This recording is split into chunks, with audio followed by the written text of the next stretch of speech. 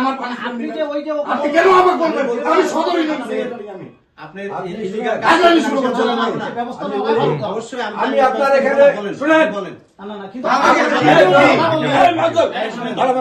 আপনি ইলিগাল কাজ করবেন আমি কি সেটা বলতে আপনার পারবো? এখানে আপনি কেউ কাজ করবেন এখানে আমরা কাজলামি শুরু এই আপনার এখানে আপনি আসার আগে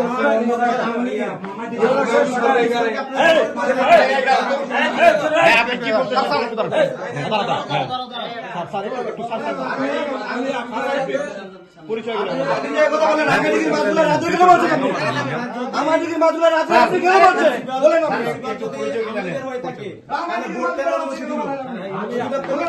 আমি পরিচয় করে দিই। আপনি আমাকে বলছেন আমি আমার কথা বলে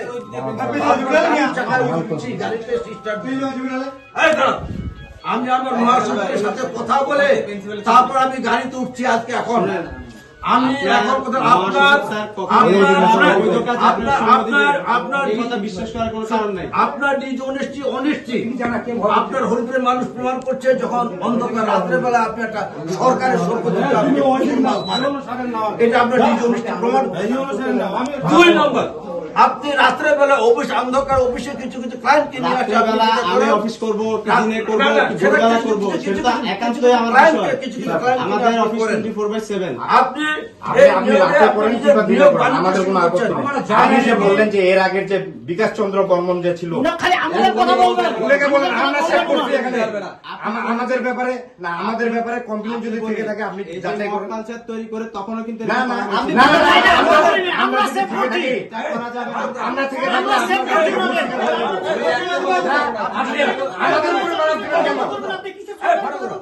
আপনি আওয়ামী লীগের ফেসিস্টদেরকে নিয়োগ দেবেন। আওয়ামী লীগের প্রিন্সিপাল যদি অবৈধ হয় আপনারা ভোটকে বলেন, ভোটকে বাতিল করে দিন। আমরা তো এই কথাটা আপনাকে বারবার বলছি, আওয়ামী লীগের ফেসিস্টদেরকে আপনি নিয়োগ দেবেন, আমরা নলির পথ তুলবো, এটা হবে না, এটা তো হবে না। আপনি আওয়ামী লীগের সকল যত আপনারা আমাদের পরিচয় দেন। বহিষ্কার করে দিন। নিয়োগ পরীক্ষা এই তো শুনেন, ওই যে ওই আপনাদের শুনেন বুঝলেন? আমি জানবো এই প্রিন্সিপালকে নিয়ে চলো বাইরে।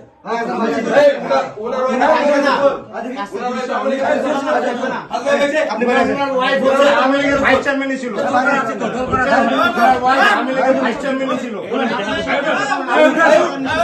আমাদের জায়গা মতো কিন্তু আমার কষ্ট লাগলো স্যার, আমার কষ্ট লাগলো। আপনি বলছেন আপনার খাতাপত্র নিতে পারো না আমরা আরে ভাই খাতাপত্র নিতে পারো না তোমরা আমরা বিকাশ চন্দ্র বর্মনকে যদি আমি যাবো না আমি সেভ করছি, আমি হরিপুরের মানুষ না না কারোর সাথে আমরা সেভ করছি আর কারোর সাথে আমাকে তুলনা করতে পারেন না, এটা না। আসেন ভাই আপনার পরিচয় আমি বললাম তো আমি যাবো আপনার দেখা করতে আপনি আমার কাগজ দেওয়ার কোনো ক্ষমতা রাখেন না। কারিগরি শিক্ষা বোর্ড। হ্যাঁ ভাই, আচ্ছা আপনি এই নিয়োগ পত্রটা নিয়োগ বিজ্ঞপ্তিটা দেখেন তো কত তারিখ হয়েছে, কোন পত্রিকা হয়েছে, কয়টা নিয়োগ বিজ্ঞপ্তি হয়েছে দেখেন। একটু দেখানো শুনেন আমি বলি এইটা দেখানোর জন্য যে এখন বোর্ডের নিয়োগ বোর্ডের চলতেছে, কাজ চলতেছে, আপনাদেরকে এই অবস্থা দেখাইতে হবে। আপনি তো নিয়োগ বোর্ডে আসছেন, অবৈধভাবে আসছেন, আপনি তো নিয়োগ বোর্ডের কার্যক্রমকে